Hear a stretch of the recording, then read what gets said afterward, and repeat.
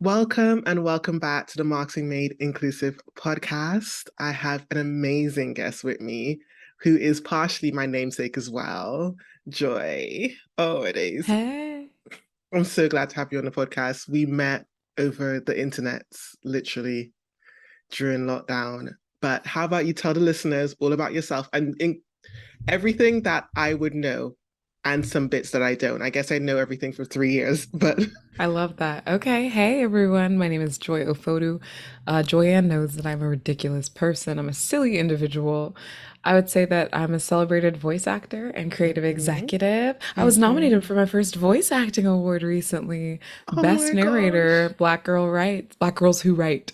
Yes. Oh, So these excited about that. congrats. Thank you, thank you. But I'm a creative executive and I'm the founder of my own company, Joy Ofodu. I've drawn over 30 million views to original digital comedy content and also more views, like millions, unquantifiable amount of views to inclusion-centered global marketing campaigns at Instagram, where I worked for 4.5 years. So under my self-titled company, I've grown this audience of over 200,000 daters and meditators in the past 2 years or so. And now I'm the host of my own original audio show called Dating Unsettled. So I'm a podcast girly as well. Over at Dating Unsettled, we like to validate women daters and non-binary daters on all podcast platforms. So yeah, I'm a funny person. I'm a vocal person. I'm using my voice and my comedy as my primary art form right now. And I'm really energized about empowering women and underrepresented people. Like, Joy's done so much. This is all the majority of that has been in the past 3 years as well, right? I mean, it's been a slow build. Like Instagram and marketing obviously was 5 years. I've been on the internet since I was 5 years old, so you can call that over 20 years. But I would say yes, that the majority of my like short form content career and my voice acting career has been in the last 2 years. Oh my God, So I'm it's been an so explosion. It's been rapid growth. I went from, kind of just being me in my neighborhood and planes and trains and buses and cars and adventuring as like a marketing executive where I was like behind the magic of Instagram. hmm And now I'm in a position where I'm being recognized by complete strangers at baby showers and in TSA and coming off of elevators in Mexico. And people are like, oh my God, I watch your videos. We watch you all the time. I'm in like a speakeasy type bar in Harlem, and people are like, oh, your videos got me through the pandemic. I'm like, what are you talking about? Like, that's crazy to me. In October, I was on the Empire, I was inside the Empire State Building hmm visiting a company and two people within the building. Joy? I was like, stop it. So it's getting really global, getting really I love national, it. spreading. And I just love that what it is laughter. Like what's connecting all of these people to me and to my videos is that they're just getting a good laugh out of how I represent my dating experiences. Oh my, so there's so many things you said that I want to touch on, but you mentioned the journey of going from literally behind the algorithm to in front of it. That behind the algorithm, because as marketers, we all have our theories. And I think I even asked you a couple questions on Clubhouse, like, is this it or is that true? Yeah. As much as you can share, what is behind the algorithm? And a little bit more detailed on that. One of the rumors I want to ask is like, is the algorithm against Black and minoritized people? Okay, I'll give you my like what I know about Instagram, and then I'll go into not representing Instagram, right? Because Okay. I don't anymore, my opinion. So what I know about Instagram, a lot of it actually comes from at Mosseri, Adam Mosseri, Instagram's head right now, hmm and at creators. So what I loved is that even when I was at Instagram, I was almost getting more tips and information about what hashtags to use, how to be recommended in feed, et cetera, et cetera. I was getting more information from the outside at times, right, than I was inside. It's really public. I think people don't realize they're raging against the machine, like, oh, I just wish I knew.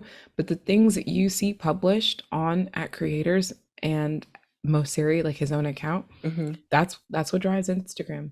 It sometimes comes a little bit later than changes are enacted. And I think that hmm that's sometimes where the rage can come from creators because they go, okay, well, my account's acting up. Why is that? And then Instagram reacts and responds and then creates the educational video to tell you what's been happening. So the hmm only advantage of being an employee to learning the algorithm is that you see the changes happening as they're happening, right? You see the Okay. announcements and the if you want to go looking for them, it's a huge Meta's a huge company. I think that's another thing people don't, it's a huge company, They're big. and that yeah, the privacy policy, right, or terms of being an employee, they are dead serious. They will drop you in 2 seconds. So though I was definitely curious about other areas, especially when I started becoming a short form video creator Hmm. and I was working on the marketing team, like, oh, I'm going to be very careful about what information I Mm, apply, right, to my account. That said, I got a lot of external information. What the Instagram, we're talking about Instagram's algorithm.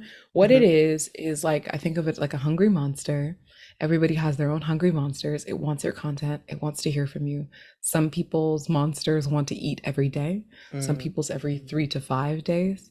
So you just have to figure it out. Accounts like the Shade Room post 20 times a day or more. If I posted 20 times a day or more, I think my algorithm would crash. But it wants consistency from you. It wants, this is so important, original content, right? Shot in your phone or shot inside of Instagram using Instagram's text and tools, and no other logos, don't drag over watermarks from other platforms. It wants original content. It doesn't want screen recorded stuff from your friend's account and blah blah blah blah blah. It wants to see you. And so that is what will drive recommendations. The key to growth on Instagram is consistently sharing original, engaging content. And Hmm. now, my marketer's hat on, it should do one of three things: it should entertain, inform, or persuade. Okay. If it's not doing any of those three things, and in my head, if you're not optimizing for sharing, because a like is a pretty weak signal if you think about it, right? Really? So Like now I'm putting generally? now I'm putting on my joy, yes, and now I'm putting on my joy hat. This is not representative of Instagram, Hmm. but the way that I approach my own creativity and how I was able to reach, at a time that I had about 6,000 followers, reach 30,000 people a month. Now I have over 100,000 followers. I reach upwards of 1 million people per month, depending on the month, sometimes 3 million, sometimes 500K, right? Mm. But the way that I'm able to reach and exceed far beyond my audience is every single video that I publish, I think, what would motivate someone to share this? Sharing and commenting are really strong signals. When you're sharing something or even saving says, I'm going to come back to the Instagram app to see Hmm. this later, right? Sharing says, I'm going to now engage in direct or DMs, right? I want more people to direct message this around. Commenting says, I'm going to comment and this is going to spring up in someone's feed. I want people to know what I think about this topic. Those are really strong engagement indicators and signals. Something like just a like, right? Doesn't do Or a it. comment. It's not even as strong. Yeah, it doesn't do it. A like says, I saw this in my head.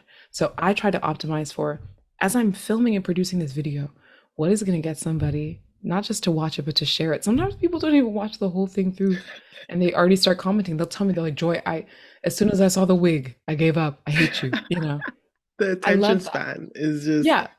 So you mentioned about the sharing from other platforms, because a lot of Yeah. my clients in general are trying to do the make it for TikTok and then share it to Instagram. I've been Sure. recommending against that and saying just make the video and share them separately, but don't download from TikTok then to Instagram. So the thing about downloading to TikTok historically is that when you create a short form video on TikTok and save it, it will save with the TikTok watermark, right, Mhm. which encodes that information on top.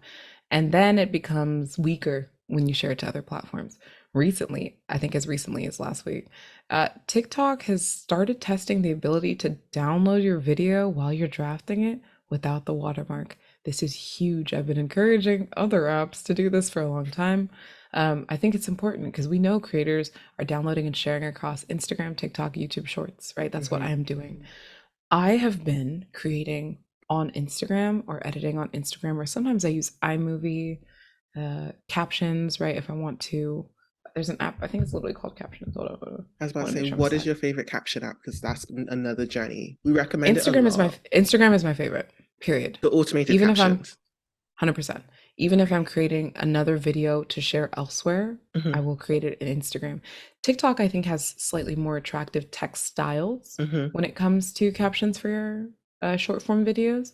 Captions is the name of the app. I think it's like $10 a month. I recently invested in that and I love it for podcasts. That's where you get the like word, word, word, word, and it's like super flashy. Hmm. So Instagram doesn't have captions that are that flashy, but I think another thing we need to remember, it's for accessibility, I was about, right? as soon as you said Flash, I was about to Yeah. say the So accessibility you point. Yep. want you want people who cannot hear your videos or people who need to take extra time to understand your videos to be like getting flashed at. Like, I've been experimenting with it. I'm trying to see what people say. I take in feedback from my disabled followers, and like quote unquote non-neurodivergent followers as well.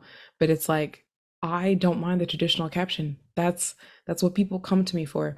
I do alt image descriptions and closed captions on all of my short form videos on Instagram to maximize the reach and just to build for people who aren't typically built for. So there are followers with autism, there are people who speak other languages, and Hmm. then there are people who are blind or deaf who express to me in my messages or in the comments or tell other people, hey, Joy's videos are awesome. I'm so glad that I have this feature and thank you, Joy, for doing this. So they'll blind people message me. Thanks, Joy. Like these videos are really funny and I'm able to get more of it because of your descriptions. You are one of the only creators I see that treats the alt description as extended copy. And I have been trying to find a way to mask. I think because I haven't adjusted to alt text in that mindset, it's always been a Yeah. kind of a practical tool. Hmm. I like, what is your journey? Do you write the copy first, the caption first, and then or is it all in one story? It's all in one. So I did recognize that there are some people who are relying exclusively on alt image descriptions. And as people were telling me things like, oh my gosh, how funny your eyebrows are, or I love when she made this face, or blah, blah, blah, or I can't believe this thing is in the background. I'm like, dang, my blind followers will miss all of that. Right. So, how can I describe to people what's happening in a way that is still enriching for them, not just like joy inside bedroom? Right. I start painting it like it's like a funny bad script, or I'll be like indoors day. And I like throwing in cultural references because I just think if you watch any of my videos with your eyes closed or with your ears closed, I still want it to be funny. So that's kind of like Mm. my litmus test.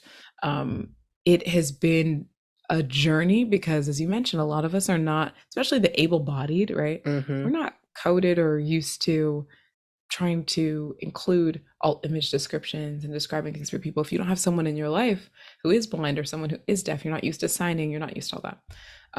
So it was actually a workshop from Lolo Spencer, who's an incredible actress and disabled creator. She's a wheelchair user.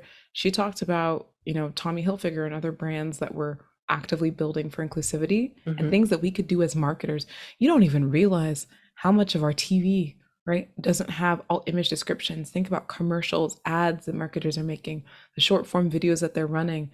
A lot of it has no closed captioning whatsoever, and definitely no alt image description. So it's very limiting. And I love that I can be a bit more inclusive. Girl, Hmm. I write it all at once. I do it I in love one it. go because I want it to be an integral part of the experience. I absolutely love it. And I've literally taken screenshots of your captions. And the number one pushback I get from clients when say use your alt description as a way to Yeah. extend your copy, they're like, oh, but we can't be funny. And I'm like, just keep your brand tone of You voice. don't, yeah, you Don't actually don't need to be funny in the alt image description. That's just my choice because I'm special. I'm creative and I want like more room to play. You can just descriptively describe something. That's what blind people are looking for. the other ones I'm curious to know the feedback as well, because something I did notice, I haven't seen it, so I might be wrong. I haven't seen you describe your race in your alt description. Oh, that's very interesting. Yeah, I Joy is African American. I describe myself as ashy. Sometimes I'll say Joy's 4C curls. I'll talk about waves. I'll talk about do-rag. So I do think that I have indicators there. But I Mhm. have noticed some people, especially in conferences, say, Juan is a, Latin American man with a salt and gray pepper. But like I've seen that. That's funny. Yeah, I don't really think about my blackness is not coming through in my voice or my topics Okay. or my comedy. So that's probably why I haven't added it. But yeah, you'll see Nigerian or African or like other references that hopefully clue people in. But if they didn't, what will be funny is if someone doesn't know I'm black and they're like, "Are you?" That would crack me up. Taking in on your content, I get you're looking at yourself as the whole brand. Your whole brand it includes blackness, so there's no need to specify for each piece of content. It's That's so fascinating. ingrained. There's also in my profile, which I believe that screen readers are able to read, I have Mm. that I'm black on my profile. Almost all my profile. So it's an SEO keyword for me and for my business. You keep saying things I want to pick up. So the SEO keywords. So I don't know if you heard of a book called Algorithms of Oppression. Yes, I actually had the fortune of taking Dr. Sophia Novel's class in USC. So, yeah, shout out to Saf. She was an incredible professor and helped me understand more about race as a construct, Hmm. even just through that brief, I believe, semester that I was in her class at USC.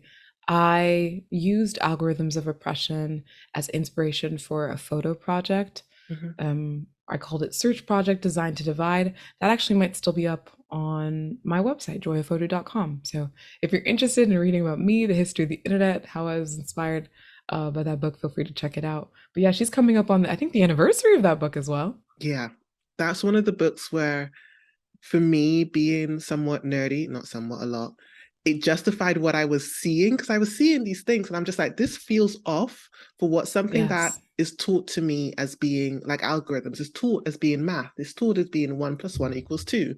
But if the Google is meant to show the whole internet, why is it when I type in woman, I'm only getting white women? Yeah.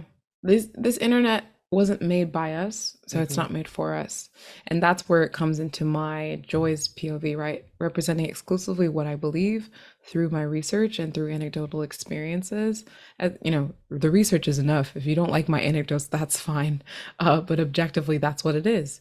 Black people were not given the chance right at the start of the Silicon Valley to carve out the code of like what we see and search for and experience. Thus, we're not reflected. It's a Hmm. real shame. It has manifested in ways, for example, the TikTok algorithm, and TikTok developed a committee to address this. Hmm. So I'm not sure if it has been fully addressed, but at one time, their algorithm had a colorist problem. Hmm. Algorithms have human problems because they're designed by humans. So they are not objective. They're not, they're fed by people who have preferences and biases. And people sometimes, not sometimes, a lot of the time forget that and Yeah. try to present them as these all-knowing, or it's like, no, there's Even people involved. black people have biases too, right? Like it is, while only oppressors or people who are in like a position of power can be racist, that doesn't mean that all people cannot have prejudice or bias. So it's not that any one race, is going to create quote unquote a better or best algorithm. That's not what I'm saying, but that we're human Hmm. and we're all really flawed. So naturally the technology that we design will be flawed as well. How have you seen in your time at Instagram, or just your time as a creator, actually, those biases play into the choices marketers make, or even how they approach you? I'm guessing you probably have a lot of brands approaching you to work with you. Yeah. I think the negative end of what that looks like is really last minute inclusion in campaigns as a creator. Hmm. So I've been contacted 2, 3 days, sometimes same day of a campaign activation and thrown a really pithy kind of rate and asked to participate, asked to go out into the world and create something and bring it back.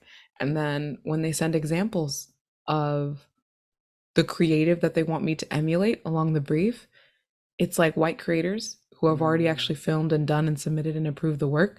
So I'm like, how are you giving me a best in class example of what this looks like completely finished when you're just inviting me today? And then it kind of clicks. Oh, okay. This is like a multicultural afterthought. So that's the worst of what it looks like. People, including Black creators, like a little sprinkle, a Hmm. little option Last as minute opposed to the seasoning. beginning. Yeah. However, I think the best of what it looks like is I've been able to work with some incredible Black people agency side, PR side, marketing, interviews, women, etc. And those people who think about me at the beginning of the story, at the beginning of the campaign, and just deliberately include me and offer me, my rate and my worth. I love that. And it's been happening more and more. But I think the more that you grow and become exposed to other brands and companies, the craziest the craziest offers will surface. It is so surprising every time I give a workshop and they're surprised that I say, start with inclusion in your strategy, put it in the brief. I just, I'm just It's like, you're justifying what I'm hearing as well in terms of they're like, oh no, but we only do it when it's this month or that month. And I'm like, do it all That's so year weird. round and put it Yeah, in the we exist brief. all year. So let's start there. It's like it almost starts to me, it feels like I'm speaking in circles when I talk about this topic. Mm. I wrote about Black tech equity on LinkedIn, so you can find like my full paper there. I might cross post it to my website, but this is something that I've been wanting to get out for a long time. I did a Master of Science in Marketing at Santa Clara University, and as part of my ethics studies, I wanted to trace like slavery in the United States and the beginning of what the African American experience was Hmm. to the media landscape that we're experiencing today along, social media and tech founders. So that line shows us and tells us the lack of opportunities that Black Hmm. founders have had and Black creators have had to pursue artistic careers gainfully and to have internet access. So I know that's like saying a lot, but if you dig in there and you only want to take away 5 pieces that you can just run to your manager with and brag about, no matter who you are, those exist. And I can that paper about tech inequity, it contains recommendations for social media managers, agents, and marketers to go away to their companies and like make things better. This isn't just cast Black creators in your campaign, but it's also pay them, it's also check up on Hmm. them, it's also pay them unfairly, quote unquote. So pay them. No, like what feels unfair is actually justice. So if we Okay. want to, if this is, here we go, unpopular opinion time to shake the table. If we want to achieve equity, not Hmm. equality, we need to pay Black creators disproportionately. Feels awkward, sounds off, but if you notice the gaps that have existed again from the beginning of slavery in the United States to where we are now, then you need to adjust that for equity. If you've ever seen that graphic, and people use this in marketing and business on The LinkedIn all the woman time. at the start of the Yep, race. the Yep. woman at the start of the race and how long hers is and how long other people's, or even just the, kind of champions thing where you get the medals in the Olympics, right? How it's like 1, 2, 3, and you see those pillars, right? Hmm. Equity looks like making those taller who are shorter so that everyone is the same height. Equality is giving everyone, regardless of their height, the same height of pillar. Does that make sense? Yeah. So I And hope that, it's yeah. funny you say that because the theme for International Women's Month Day this year is Mhm. equity instead of equality in the sum sort. I can't remember the exact aspect. Um, Some what are your people aren't gonna thoughts? like it, but in my opinion, that's what is necessary to achieve justice. Hmm. That's what is necessary. Do I believe it's going to happen? Do I have faith that the industry will rush to do it? No. I think we can tell even from the 2020 marketers, renaissance of realizing that Black Lives Matter There's black to squares. 2023 today. All the Black squares, all the email newsletters of saying we care about Black lives, everybody from wax centers to Target to Best Buy to da da da. And there were some companies that mean it and show it. I mean, can we pause on Target for marketing? I know I'm probably getting ahead of one of your No, go questions, ahead. but in my opinion, some of the best inclusive marketing work is from Target. Target's out of home has changed so much since that 2020 quote unquote reckoning. Hmm. Target's in store merchandising looks glorious. So fill Give me you, in because I only Mhm. know that they did a Tabitha Brown collaboration. Okay, so they've gone way beyond Tab. Target for several years now. I can date at least 2019. It might have been earlier than that, so forgive me. But for several years, have had a Black Business Accelerator. So Hmm. they're actively investing in and mentoring shoppable Black-owned businesses, founders, products. From Honey Pot to others like design companies, home decor, things that belong in Target. It's not about creating special sections for products that people don't use. These are things that belong in Target, but Black founders don't have that type of access. Target has been investing them, growing them, mentoring them, and then displaying them on the shelves during February and throughout the year. So I think that that's incredible just on a product basis. Hmm. Then merchandising, even for products that are not Black owned, features Black people. So that's it sounds so bare minimum, but just walk into your local Target and look around. Take a look at the ads. You're like, wow, their inclusiveness score is probably off the charts. Even the way that they responded to looting and a lot of things that were happening around protests in Minnesota back in, I think, like 2020. Target had a really like, we good, we Mm. support the community type response. So in my eyes, like Target can do no wrong right now. They just Okay. need to keep doing what they're doing. I think this is one of the things that I've realized the UK is always catching up to America in some aspects Mm. because something similar has recently happened, either last year or the year before, with Sainsbury's and Black-owned food products. Okay. But what I tend to see here is they have moments and then you don't see anything throughout the year. Yeah. Some brands have been doing it more subtly, like I don't know, Primark, which is a really kind of fast fashion clothing line. I have noticed in their storefronts, in the in-store advertisement of clothing, they have a lot more black and brown individuals in there. They haven't like gone and Nice. blasted it, Yeah. but Sainsbury's is one I'm just like, okay, where is this program going to go? What's the longevity? Where's the budget pushing the products? Because that's the other thing. They'll come back with the numbers and say it didn't do well. I'm like, but you didn't promote it. Mm. Yeah. Yeah, I feel that way about black-owned media a lot, especially here in the United States, where people just go, "Oh, well, that's not super popular," or "Oh, which actress? Oh, forgive me." One of our actresses in the Black community in Hollywood, she was speaking about how these films are regarded as like Black movies instead of just movies, and they're Mm. not given the adequate push. Uh, yeah, there's an animation company I'll mention that had a really diverse, like inclusive storyline. It featured queer romance, it featured underrepresented people racially. And I didn't see a single, forget me, objectively, that marketing budget didn't match other marketing budgets. So it's just like sad to see. Gosh, it's frustrating. And I try to emphasize the comparison of those campaigns to other campaigns. It's just like if you're doing something new, like with Mhm. anything else, when you're doing it for the first time, there's going to be a learning curve. There's going to be a Yeah, bump. It's not going to 100%. run off from the moment unless something bad happens and certain people come and comment under stuff. But speaking of some positive bits, Yeah, like whether it's Primark or Target, people have to start somewhere. they have to So start just somewhere. just get just get started. It's okay to mess up. Just fix it. What is a campaign you've seen that's done really good or bad on inclusivity or implementing inclusive marketing? Okay, I'll give you a bad. The first one that comes to mind when I think like bad and inclusion is Enye FL. Are you familiar with that No. campaign? I'm even gonna research this one that came up. This was a, it feels like it was just last year, just in 2022, and they tried to do something for the culture and they said por la cultura NAFL.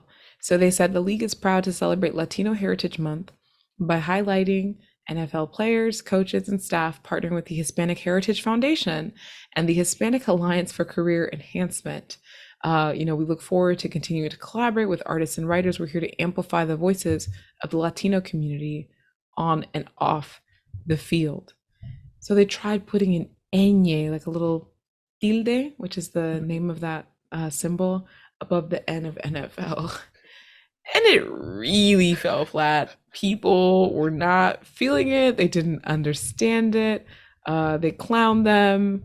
It was just. I think it's hard to say exactly why that failed, but it felt just very symbolic. I think Mm, a lot of people missed the we're partnering with the Hispanic Heritage Foundation, the Hispanic Alliance, and all they saw was this like really egregious tilde where you would have put it before NYFL, like which isn't even like sayable.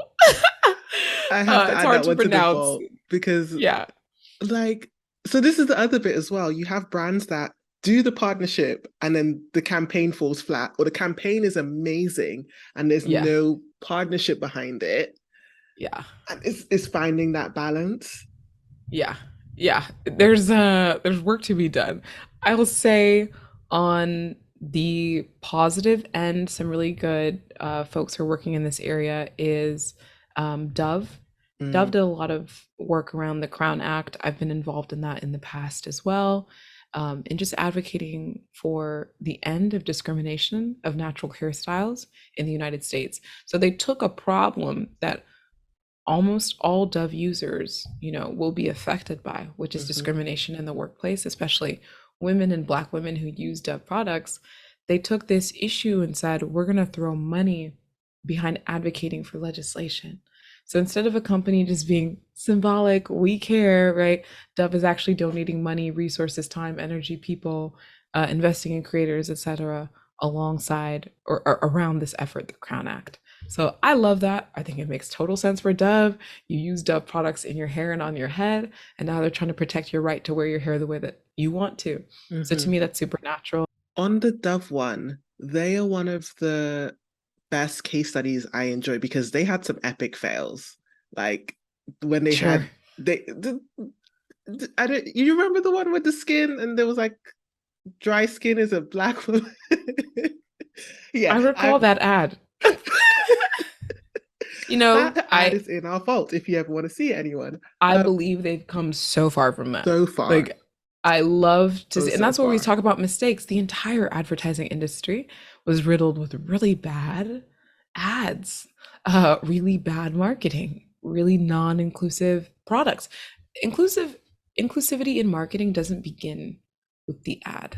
The ad is almost the Mm, last step. It hmm. really starts with the product and the product design.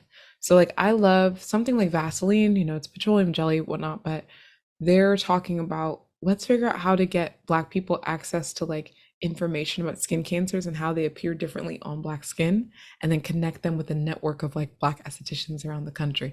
And you can do all of this by like purchasing Vaseline, going to the back of the packet, scanning it, and coming up with new information that could help save your life. Like, I love that.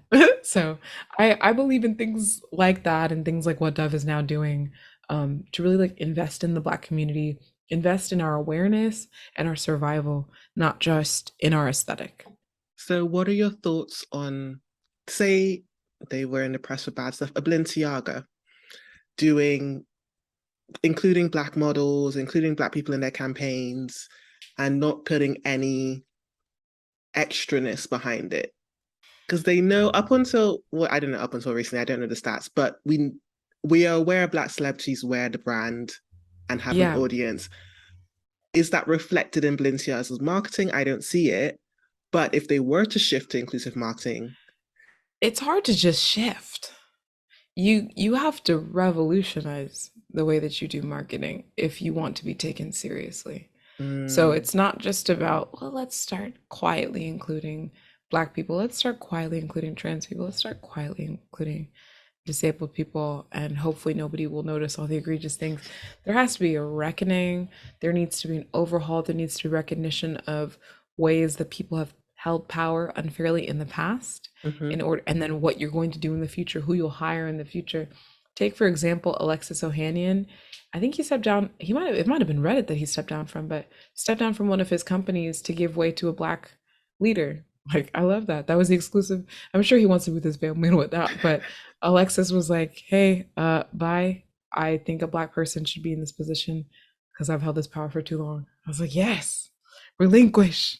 So that was really cool to see. There has to be some sort of announcement, and some sort of community accountability rather than just gradually shifting. Okay. Then what about on the flip end, the small organizations, the ones that don't necessarily have the budget, that are maybe using stock photos and has a one band marketing person? That's great. Use Pexels. It's an inclusive stock photo library. There are a couple more of these. Just search up inclusive stock photo libraries. They have disability, they have Black owned, Black led, Black featured, Black photographers. Search those out. I'm a small company too, so I can totally relate to these companies. Things that I do in my business for inclusion, I hire underrepresented staff and like Mhm. Black executive assistants, Black videographers. I hire Black photographers, Black web designers. At every stage of something that you need for your business, it's possible for a Black person to fill that role. So that's like a really easy way to start. Another can be as you're outsourcing production of things. So whether it's t-shirts or experiences, it's a DJ to bring music to a local event or an annual event that you all have, even if it's not happening in February, consider hire Black vendors. Other things that you can do are tap into causes or advocate to issues that matter to the Black community. And that doesn't cost money. You don't need to hire to do that. You just need to research, be well read, attend, and engage. There are free public events that help you understand more about the Black experience in the United States. There are museums that have open days. There's the Black Joy Parade, for example, in Oakland, California. If you're in California, come check it out. It's like the largest free event open to kids and families, potentially in California. So just thinking about how you can engage with the Black experience beyond even hiring, but at the very least, just hire. It's that simple. How do you feel? So I am somewhat getting tired of hashtag days. And I know they are Like the hashtagtivism. Yeah, because that to me is the bare minimum. There is the putting people in your processes, adding them to stock photos, so forth and so forth, that you can integrate into Hmm. your everyday. But what I tend to see with a lot of small marketers is when the hashtag day comes about, that is all they do. They will hashtag International Women's Day, Black History Month, which is in October here. Like that's the the only time they do anything. Look at your employees. Well, here's the thing, right? Yes, you could celebrate blackness or women 365 days a year, but it's not even about that. Yes, you can extend the campaign, you can feature a black person one day per month per year. That's 12 full days of celebration. It's not about that. I think it's about it being truly integrated into the company's values. It's got to be your Mm, ethos. It's got to be what you're known for, to the point where if someone to represent your company had a t-shirt on and they showed up in a black neighborhood, like how do people react and respond? That's almost how I would think about how you need to work on it. So it is a reflection of your employees, of your senior leadership, who's being given the opportunity to represent your company, who is building the product, when you build the product, where you or service, where are you testing the product or service, who are you modeling it on? We talk about AI, mhm. we talk about um, algorithms. When you're developing those, and you're training them on faces and you're training them on voices and you're training them on skin colors, who are you using? Right after you've gotten to your MVP version of your product, where do you take it? Are you testing in these countries and not these? Do you have offerings in Africa? We Like can begin there. So many companies, we're global, we're worldwide. This is no, a world, this is a this is a European international, company. Just saying. yeah, this is an international tour. Then why are there no stops in Africa? You skipped a continent. It's okay to skip Antarctica. It's too cold to produce a concert there. But why did you skip Africa? So, oh, we have people, headquartered all around the world. Do you have an office down in Africa? Why not? Do you believe the African market is worth investing in? Why not? Right? That says a lot about your It company. says it says a lot. I hope you're not talking about someone in regards to the world tour, but I'm gonna skip past that. Oh, I am. No, I mean, I have no qualms with her. Her people will. I love her artistry. I love what she's done. I I felt very excited about. I forgot it's Black is King. Yeah, I felt very Mm, excited about Black is King and seeing like some Nigerian elements in there, Nigerian artists as well. That was fun. But it is not it's not a condemnation of a particular artist, a particular hmm hmm tour. It is an assessment of how people view Africa in the business world in general, which, like, we're talking about Black history and we neglect Africa from these conversations, often because we're speaking about, Black history in the United States, but people came to the United States from Africa, from Europe, and from these other countries. The only people who were there first are the indigenous people, which are often also not acknowledged when we talk about US Black history. hmm But when it comes to UK, or when it comes to BAME, or when it comes to US Black history, like, gotta remember Africa as well. When we talk about being international, we need to remember Africa and African business. And that's really important. I think the situation we have in the UK is really interesting because we talk quite a bit about America having larger numbers, having Black identity that's been there a while. And a lot of the Mhm. time, the excuse that gets told over here is that there's no Black Britishness, or the numbers aren't there. And there's Mm, all these situations that are just trying to say that, oh, why are you asking for representation if you're only 4% and all this? It doesn't, the numbers don't add up, even yep. when you take those numbers into consideration. Because I have a lot of people who want to fight against me and say, well, Black people in the UK are only whatever percentage of the population, and they think they're seeing that percentage in advertisement. I'm like, we haven't even hit 1% yet in representation, let alone 4. It's tough because people assess the level of inclusivity that currently exists in national marketing with their own anecdotal views and hmm experiences. So, this is a mistake marketers make often. Well, I see commercials that feature this. I've been watching a lot of shows. I mean, Viola Davis and Kerry Washington, helmed the most popular TV shows, and Barack Obama was the president. Like that. Anecdotal views and experiences are not how we assess in research. Research is research. Mm-hmm. Research often doesn't lie. I love the Annenberg Inclusion Initiative for this reason. So we talk What's about that? algorithms of oppression. Mm-hmm. Sivya taught at USC. USC also is the home of an inclusion initiative led by Dr. Stacy Smith. I was a coder, a researcher there many years ago, but it is the reason why America was talking about Oscars So White. If you Mm-hmm. remember that Mm-hmm. conversation years ago, annually they produce research on the top grossing film and television series and products, and also who's directing and being given the chance to be behind the camera. And then they come up with scorecards and show people in studios how they're doing. You can imagine, I laugh because you can imagine how that goes. But as people are saying, well, I feel like TV is getting more inclusive, and music, they've even started music now. Music is just getting more inclusive. You can go back to research from institutions like the Annenberg Inclusion Initiative, and you find it's not as inclusive as you think just because you feel it. Just because you see one commercial doesn't mean it's there. Yeah. What tip would you give to a marketer? Say a marketer is now approaching and starting to work with diverse creators and content creators for their brand or their organization. What tip would you give them in approaching? I know it sounds like an odd question, but I get a lot of marketers who are like, I don't know what to say, or and I personally think they're overthinking it. But what tip would you say to approaching content creators that happen to Wait, they be say from, they don't know what to say yes, to black creators? We want yeah, to work with you? What do you say to white creators? Okay.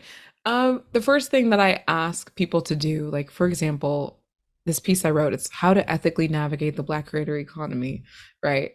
First, learn about and call out stereotypes and subconscious bias that you see during a selection process. So if you are a brand and you're looking for creators to work with on a certain project or campaign, and at the table of determining who you should work with, you're already seeing people go, oh, well, her follower count is not that high. His, technology doesn't look like blah, blah, blah. His quality is not like, okay, well, think about the disadvantages that Black creators are at. So you need to do sometimes what feels uneven or unequal, right? To create equity within mm-hmm, the situation. So if one Black creator has a lower following or lower engagement than the white creator, you still need to hire that black creator in order to achieve inclusion and achieve equity. So start to call out biases that you see. If you see someone say, well, she just hasn't demonstrated that she can do it yet, while they, on the other hand, they show a lot of potential. It's like you're saying the same thing. But mm-hmm, one person you're kicking out, the other person you're accepting. That's bias, and it's subconscious, and it is a product of racism. So the first thing I ask people to do is to call that out. I recommend that people in marketing verbally call out unpopular ideas and don't try to find a culture fit. If Black people are not represented at your institution, then they're not going to quote unquote fit the culture. Black marketers aren't going to fit your culture if you have a mostly white marketing team. mm-hmm. That's just natural. So look for the unpopular, look for the wild, look for the different, look for the surprising. That's going to be surprising and delighting to your consumers as well. So it will translate. Next is to just ensure that Black creators are pitched for your next branded panel or your marketing spot. Just take 10 minutes to look through hashtags. This is where hashtags come in handy. Look for hashtag Black creator, Black chef, Black makeup artist, Black Mm-hmm. owned business, Black vendor, so that you can, really find and surface talent. There's zero excuse for saying that you can't find the right kind of creator, the right kind of business. They're out there. The UK, US Just does not matter. They exist. Just look for them. And if you're like, I cannot find them by hand, if you've got the resources as a company, hire somebody to look for them. mm-hmm, Promise you they will surface them. You can go to an agency and tell your agency, even if it's not a Black event, tell your agency, I would like entirely Black owned vendors. Get me a Black caterer, photographer, videographer, blah, blah, blah, blah, blah, blah. And we don't quote unquote need to produce Black things. That's not all we do. Does that make sense? Black mm-hmm. people draft briefs. Black people own table and chair companies. Black people craft balloons. Black people bake cakes. Like, and they're not all black balloons and black cakes and black music, So just think about how you can staff at that end. Next, I'll say when how to approach them. Give them enough time to develop their ideas. Mm. Because if you are asking for pitches from white directors and white creators, then you sprinkle in a black one at the end because you think you're being inclusive. This person has had 2 days to prepare and a weekend that you're now expecting them to work versus the full 5 days that you gave the white director or white creator. When you start judging these pitches, you're going to go, oh, her pitch looks like it was just thrown together really quickly. His didn't quite meet the mark. Well, you gave him 2 days to develop it. So what did you expect? You need to give Mhm. everyone adequate time, or even again, if we're talking about equity, give them more time. Finally, just like continue to like think about how you're going to distribute resources, give them access to creative tools and practices, and like check in on your Black creators throughout the year. So when you're approaching, if you as a marketer are like, it's going to be so transparent. We've never worked with Black people before. They're going to be so shocked that we're even reaching out. We don't know what to say. You can say that, hey, this is a really, um, you know, pressing time or blah, blah, blah for this company.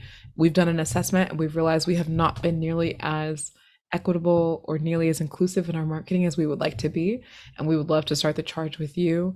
There are going to be some headwinds because, we're new here, type energy, but this is really what we feel, we should have been doing and we need to do. I'd be like, yeah, I'm gonna come on board. Sure, let's go. And I've had companies, not in writing, but I've had some companies kind of whisper to me that part of the reason, for inviting me, not always, but on some campaigns, has been this. So Mhm. just be honest, be upfront with creators. And on the flip side, you don't need to acknowledge their blackness. Like I said, it's It's it's balance. okay.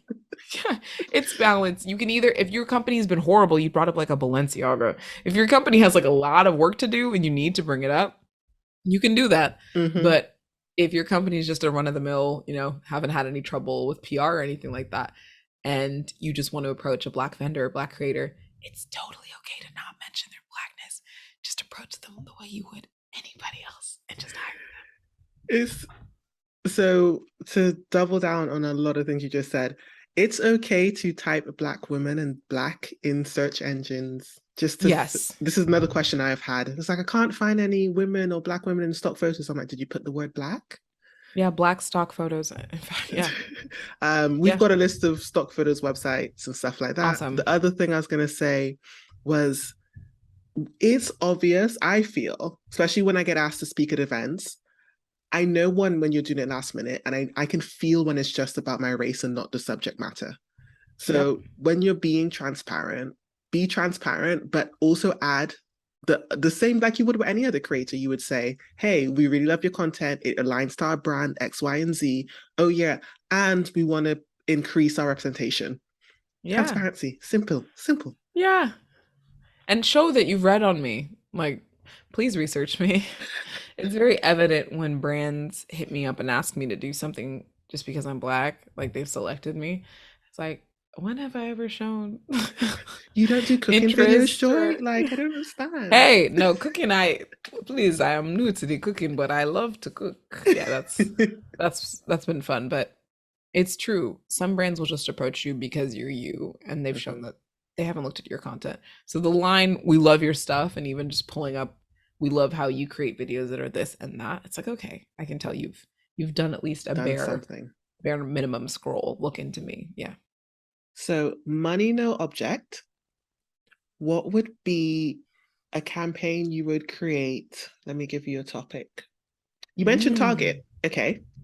So, it's a campaign to celebrate the diversity of Target's products that they offer in terms of the founders and the creators of them. And you've only got like a minute for that content. It's a minute long ad. Yeah, the thinking hat is on. I will think out loud for people's benefit. Okay, so Target is already a pretty inclusive company. I really like the ads that I've seen from them so far. They have a variety of Black owned businesses. I might show, I might do Black owned is for everybody. That's Mm. probably what I call it. They're gonna steal this, and they better cut the check. Somebody's gonna steal this because it's really good. Um, when you do, just invite me to do the voiceover, please. But Black owned Put is it for on record. everybody, and I would show, yeah, by Joy Ofodu, and I would show all the different Black accelerator results, right? That they have, the different products and services. But I would almost show, I would I would make an effort to show non-black people using those products and services Interesting. as well as black people, because when we see that Black History Month, like they have a dedicated Black History Month section in Hmm. Target, which is great because people like me or anyone else that wants to solicit and support black owned business knows where to go. But also, right, inclusion means that you're not just creating some just a special little section Hmm. where that's the only place that this can be found, but that it's also throughout the store so that it might be in someone's normal consideration set. So that's kind of what I I really would like show. that. And I Like, would do something visual, potentially funny. of It course. can be it's going to be yeah, like it's gonna be controversial. It might be people shopping in Target and then, like the black founder or whatever being everywhere in the store and not just in that one section. So it's kind of like you turn your head and it's like they're there with the product and they're there. Like it might be kind of like Get Out type vibes. Was I it? might go the horror route. I like things that stick in people's memory. But I really, really like that. Like, so speaking of Sainsbury's, they did a Christmas ad that was just a Okay. black family celebrating Christmas and arguing over gravy, which is a big thing Oh, in the UK. And there was okay. outrage because they were like, oh my gosh, you didn't show any white people in this Christmas ad. But what I was just like, okay, whatever. But they just made an ad about gravy. Mhm. It was just the everyday of blackness.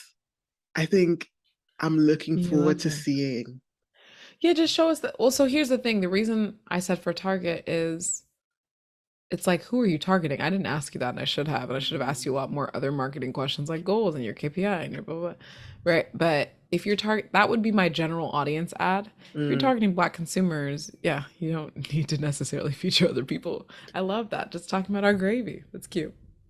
But yeah, that ad was for like British people love their gravy, so Yeah, it hit the mark on the that's everybody great. bit. It's just the rest of England that was racist. Anywho's, it's been so amazing talking with Thank you. you. You have a wealth of knowledge, and I'm excited of everything you've done, everything you're doing. I can't wait to hear your voice every freaking where.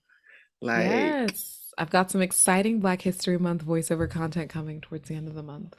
nice. Let the people know where they can find you. You can find me on all social media platforms at Joy Ofodu, or you can go to joyofodu.com. Thank you. Thank you so much for joining me, Joy. All of Joy's links will be in the description. Don't confuse our links. I know my name is Joyann, but this is Joy. But all of Joy's links will be in descriptions. Thank you so much for listening to the Marketing Made Inclusive podcast, and we'll catch you soon.